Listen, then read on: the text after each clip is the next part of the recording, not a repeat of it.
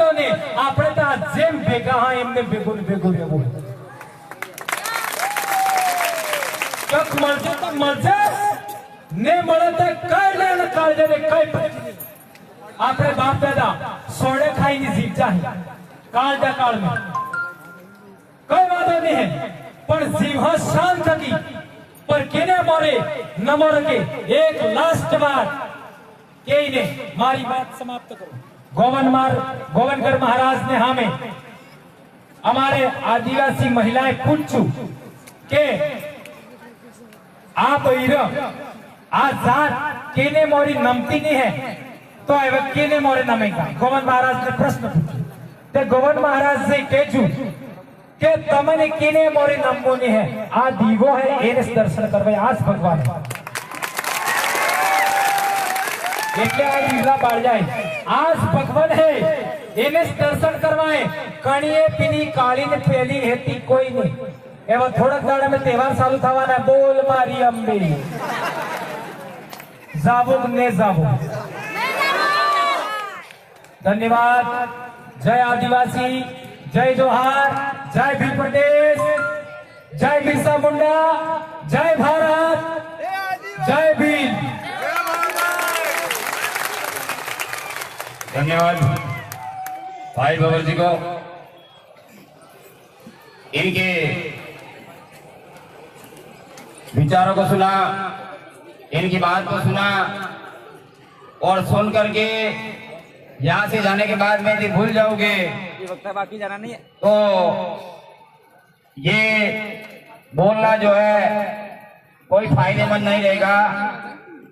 इन चीजों को अपने ध्यान में रखते हुए हमारे जीवन में इनको उतारेंगे ऐसी उम्मीद की जाती है. अभी इनके बोलने के बाद में मैं सारांश रूप में एक ही जो है ना आपके बीच में नारा लगा रहा हूँ. माता पिता ही भगवान हमारे, बाकी सब बेकार हैं सारे. माता पिता ही भगवान, माता पिता ही भगवान हमारे, बाकी सब बेकार हैं सारे. तो माता पिता को भगवान से भी बड़ा मान करके इनका सम्मान करें, इनका जो है आदर सम्मान करें. अब बहुत लंबे समय से हमारे बीच में मान्यवर कलेक्टर महोदय हमारे बीच में बैठे हुए हैं. अब मैं इनसे आग्रह करता हूं कि आप मंच पर आवे और अपनी बात रखें, अपने विचार रखें. मान्यवर कलेक्टर महोदय जिला डूंगरपुर.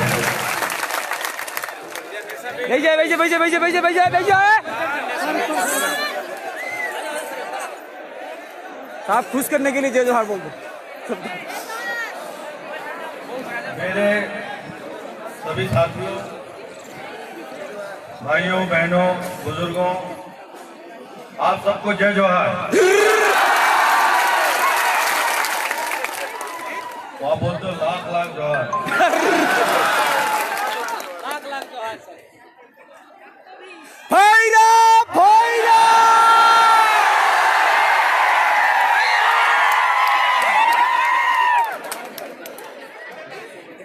पूरी पगड़ी नहीं आती है मुझे, लेकिन काफी समझ जाता हूँ. रहने वाला पास का ही हूँ, उदयपुर का, इसलिए पगड़ी समझ जाता हूँ. बोल नहीं पाता क्योंकि कहीं कहीं शब्द बहुत भारी बोलते हो आप लोग, और लेकिन कई शब्द भारी के साथ, कई शब्द भारी के साथ साथ कई चीजें बहुत महत्वपूर्ण बोलते हैं, सही बोलते हो. कई बार प्रशासन और लोगों में फर्क बहुत दूर का हो जाता है. ये समझ में नहीं आता कि जो स्कीम्स बन रही हैं, जो स्कीम्स सरकार की हैं, उसका फायदा अंतिम छोर तक हमारे आदिवासी भाई बहनों को मिल रहा है कि नहीं. वो तभी पता लग सकता है जब आप और हम ऐसे लगातार बैठते रहें.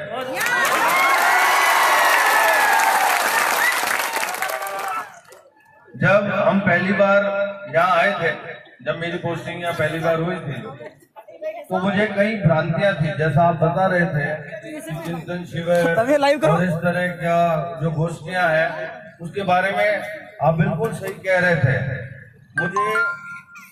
मुझे ऐसा लगता था या मुझे ऐसा बताया जाता था कि ये जो चिंतन शिविर है, यूं रखें थोड़ा यूं यूं। ये जो चिंतन शिविर है इसमें कुछ इस तरह की बातें होती हैं जो कि विरोधी हैं।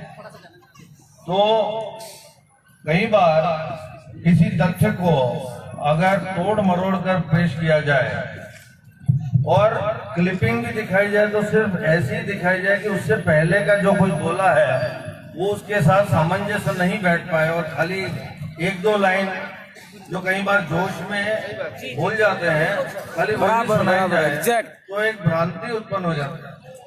और ये भ्रांति उत्पन्न होती है, लेकिन धीरे धीरे झूठ के पांव होते नहीं। और पता लग जाता है कि कहां पर। अब मुझे 1 साल लग गया कि बात करते करते, और आज और एक बार बीच में 1-2 बार मैं मिला हूं सभी से।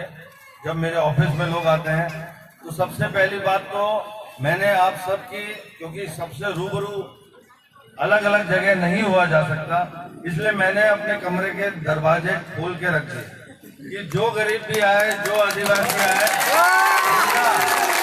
सीधा मेरे पास आ सके और जितनी मदद नियम अनुसार मैं उसकी कर सकता हूं मैं करता हूं। आप लोगों ने, प्रशासन ने आपके इसलिए कुछ बहुत ज्यादा नहीं किया। ये तो हमारा काम है, हमारी ड्यूटी है, हमें करना ही था।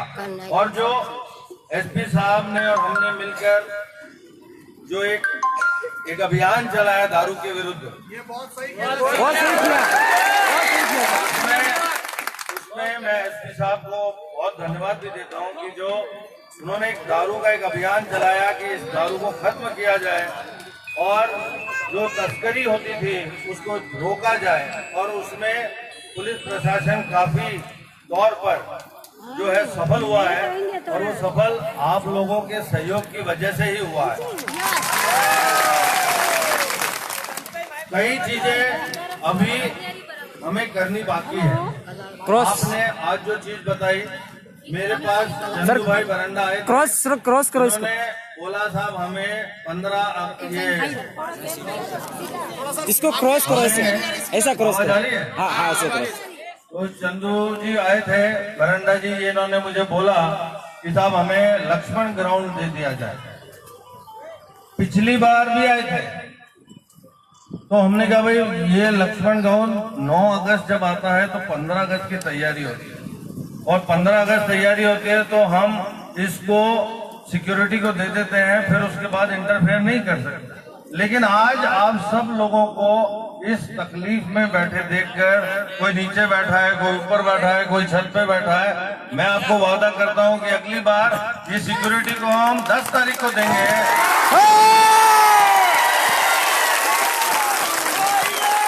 9 तारीख को आप सब लोग वहां पर आराम से बैठकर, इतनी तकलीफ में कोई भाई वहां से गिर जाए और वो टीन टूट जाए, कितने लोग हर्ट हो जाए, कितने लोगों की चोट आ जाए, ये हम नहीं चाहते, न प्रशासन चाहता है, न आप लोग चाहते हो। तो आप सब लोगों के बैठने की सही सुविधा हो। और ये बात काफी टाइम से चल रही थी कि आदिवासी दिवस पे छुट्टी होनी चाहिए, और छुट्टी नहीं बल्कि इसको तरीके से मनाना भी चाहिए। लोगों को बताना चाहिए कि आदिवासी दिवस की क्या महत्वता है, ये क्यों मनाया जाता है, क्यों मनाना चाहिए। ये सब इसलिए राज्य सरकार ने सोचा, और सोच के ये छुट्टी डिक्लेयर की। लेट हुई है, 1994 से आज तक ये छुट्टी लेट हुई है, लेकिन भाई जो हुई तो सही, तो एक शुरुआत हुई है। और साथ ही सरकार भी मना रही है। आप लोग यहाँ मना रहे हो, उधर नहीं आए। आप लोग शायद हमसे नाराज हो गया, तो उधर आए नहीं, तो हम उधर इंतजार करते रहे। हमने कहा हम ही चल देते हैं इधर। जब सारे लोग उधर जा रहे हैं और वहां पर सिर्फ 5-10 हजार लोग होंगे, आपके यहाँ 30,000 लोग होंगे, तो हम तो भाई आपसे रूबरू होने के लिए, आपके साथ आदिवासी दिवस मनाने के लिए तो हमें यहाँ आ गए तो क्या हो गया, आ गए तो मना रहे हैं। बस इस आदिवासी दिवस पर मैं आप सबको एक चीज बोलना चाहता हूँ, एक कि अपने को कोई भी दिमाग में गलतफहमी नहीं रखनी। कुछ लोग दिमाग में हमारे कुछ डालें, उससे उत्तेजित नहीं होना, सोचना कि ये क्यों बोला गया, ये क्यों है, ये क्या जो आपसी प्रेम आपके अंदर है, आपकी संस्कृति में है, आपके कल्चर में है, उस आपसी प्रेम को कोई व्यक्ति बिगड़ने नहीं दे। एक दूसरी चीज, अपनी संस्कृति को जीवित बनाए रखो, जीवित बनाए रखो। जीवित बनाए के लिए जो आप में है, आपका पहनावा है उसको पहनो, जो आपकी कला है उसको और निखारो। हमारे यहाँ तीर कमान चलाते हैं, तीर कमान आज अगर हमारे सब युवा इसमें परिपक्व हो जाए तो एशियन गेम्स के ओलंपिक मेडल भी इसमें लेके आ जाए। इनसे अच्छा निशाना किसका हो सकता है, जिसके खून में हो ये। आज एक गोफन चलाते हैं, उसको सीखो, अच्छा सीखो, और उसके साथ भारी पत्थर लो। कुछ दिनों में हम शॉटपुट फेंकने लग जाएंगे और ओलंपिक में शॉटपुट गोल्ड मेडल लाएंगे। तो अपनी जो संस्कृति है उसको बचाना है और आज के परिप्रेक्ष्य में भी चलना है। गोफन भी चलाना है, तीर कमान भी चलाना है, लेकिन कंप्यूटर भी चलाना है, कलम भी चलाना है। ये नहीं कि स्कूल नहीं जाओ, घर बैठे रहो और फिर सोचो हमारा विकास कैसे होगा। स्कूल जाना है, जो योजना है उसकी जानकारी लेनी है। हम सब यहाँ से, आपके कई वक्ता बोले कि सरकार ने इतना बजट दिया लेकिन नीचे तक नहीं आया, आया ही नहीं। आप ये कहीं जने बोले कि सरकार का बजट नीचे तक पहुंचता नहीं। भाई अब तो आपके खाते में पैसा पहुंचता है, लेकिन हर स्कीम के बारे में जानना जरूरी है कि हमें क्या मिल सकता है। सोने वाले के तो पाड़ा होता है और जागने वाले के पाड़ी होती है। सही है, तो सोते रहोगे तो फिर कैसे जागोगे। और ये सब जो जगा रहे हैं आपको यहाँ पर, उनसे जागो, अपने अधिकारों को पहचानो, आपको क्या मिल सकता है, आपकी स्कीम्स क्या क्या है, उसका फायदा उठाओ, वरना फायदा बेकार चला जाएगा। अगर पेड़ पे आम लगता है और समय पर नहीं तोड़ोगे तो आम नीचे गिर के सड़ जाएगा, न काम आएगा न कुछ होगा। और उसको अगर समय पे तोड़ोगे, जान जाओगे हाँ इस वक्त तोड़ लो तो अचार भी डालोगे, चूसोगे भी, कुछ भी करोगे, फायदा होगा शरीर में। तो उसी तरह जितनी भी योजनाएं आपके लिए है उसकी जानकारी लो, सोते मत रहो, शर्माओ मत, डरना बंद करो। और जो हमारी आदिवासी बहनें हैं, महिलाएं हैं, उनसे कुछ सीखो। ये लोग आगे बढ़ रही हैं, बच्चियां स्कूल में स्कॉलरशिप ले रही हैं, स्कूटी ले रही हैं, साइकिल ले रही हैं, और चला उनके भाई रहे हैं, पढ़ नहीं पाए लेकिन चलाएंगे स्कूटी, उनकी साइकिल। सही बात है कि नहीं? तो भाई तुम सब लोग युवा लोग हो, बच्चियां आगे बढ़ रही हैं, बच्चे आगे बढ़ो और इधर उधर की चीजों में मत फंसो, समझ जाओ, है ना। जो ये कसम दिला रहे हैं कि दिन में नहीं कुछ करना है, रात को करना है, दिन में मत करो, पढ़ाई में ध्यान दो। अगर 11वीं 12वीं से पहले ही पढ़ाई छोड़ दोगे और ऐसी चीजों में लग जाओगे तो फिर क्या करोगे? जमीनें बेच रहे हो, फिर करोगे क्या? फिर कहोगे हमारा विकास नहीं हुआ। कई बार क्या होता है कि हम लोग जलते हैं, इससे जलते हैं। मैं जलता हूं, मेरे से कोई बड़ा है ना, उससे जलता हूं, है ना। अरे बड़ा है यार, साला कुछ ना कुछ इसने किया होगा, ये साला पैसे वाला है, इसने कुछ ना कुछ किया होगा, पैसे लाया, ये नौकरी कर रहा है, इसने कुछ ना कुछ नौकरी पाने के लिए दिया होगा। ये नहीं सोचते कि उसने मेहनत की होगी। और हम भी अगर समय पर मेहनत करेंगे तो आगे बढ़ेंगे। एक बड़ी लाइन को छोटा करने के लिए उसे मिटाओ मत, उसके पास एक बड़ी लाइन खींच दो। आप सब लोगों के पास एक कुल्हाड़ी है कुल्हाड़ी। उस कुल्हाड़ी से रोज पेड़ अगर काटा जाए तो दिन में 10 पेड़ कट गए, ठीक है।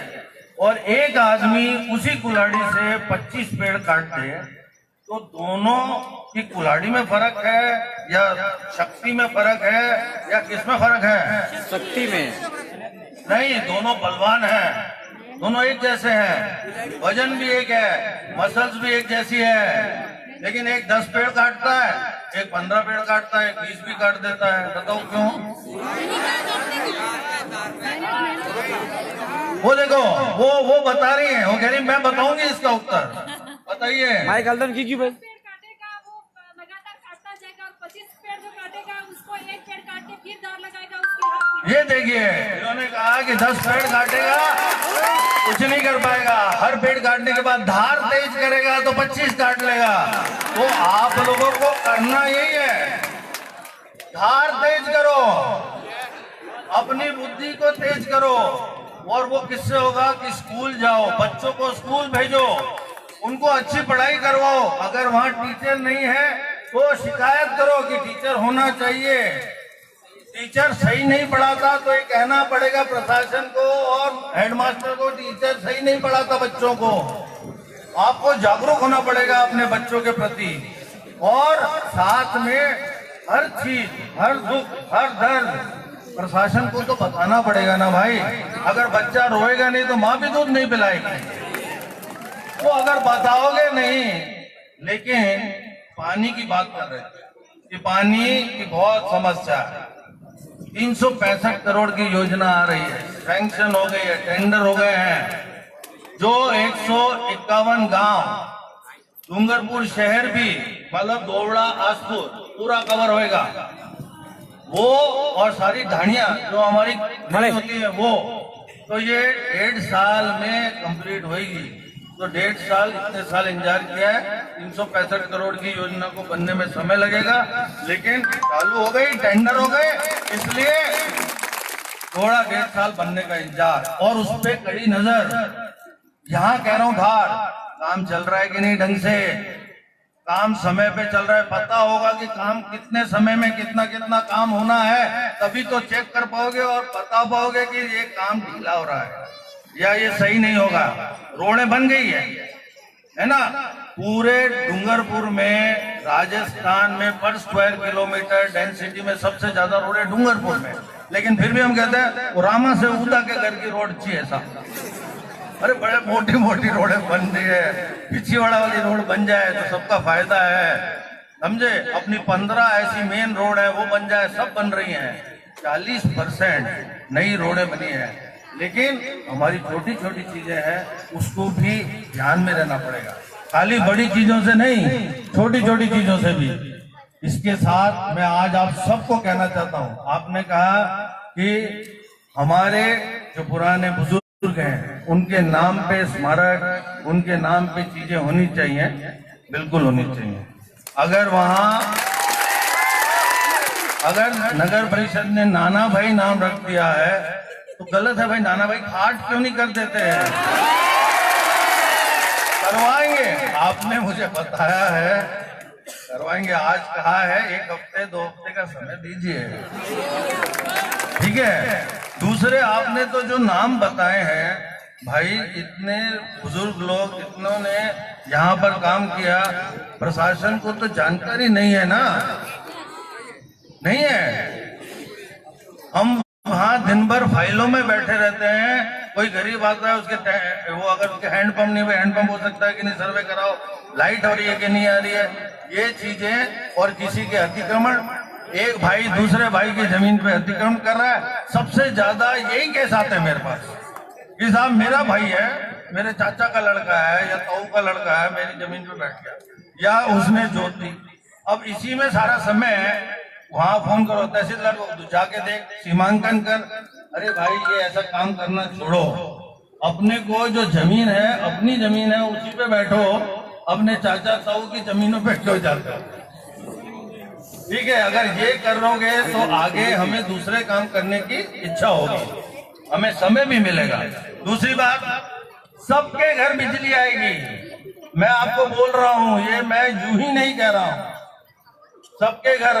सीमलवाड़ा में तो 80% काम हो गया, बिछीवाड़ा में पीछे चल रहे हैं, कागवाड़ा में अच्छा काम चल रहा है, लेकिन ऐसे गांव, ऐसे अपने 36,000 घर बिल्कुल जो कहते हैं मगरों पर ऐसे होंगे जहां पर वो बिजली नहीं आ पाएगी। तो उसके लिए सोलर की बात कर रहे हैं कि भाई सोलर वहां दें, सोलर के सेट लगाएं। अपनी आदिवासी महिलाओं ने इतना बड़ा काम किया है पूरी दुनिया में कि पूरे इंडिया के अंदर एक ही ऐसा अपना डिस्ट्रिक्ट है डूंगरपुर, जहां की महिलाओं ने फैक्ट्री डाली है, सोलर की फैक्ट्री, और वो चलाती महिलाएं हैं, बनाती महिलाएं हैं, बेचती महिलाएं हैं। उस सब का फायदा उन महिलाओं को मिलेगा। 20,000 महिलाएं उससे जुड़ी हुई हैं। दुर्गा नाम है हमारी इस डूंगरपुर फैक्ट्री का। मैं आपको ये बताऊं, 1 साल हो गया मुझे यहाँ पर, मैं अथाह प्यार करता हूँ डूंगरपुर से, मेरे को दिल से प्यार है और आप सभी से है।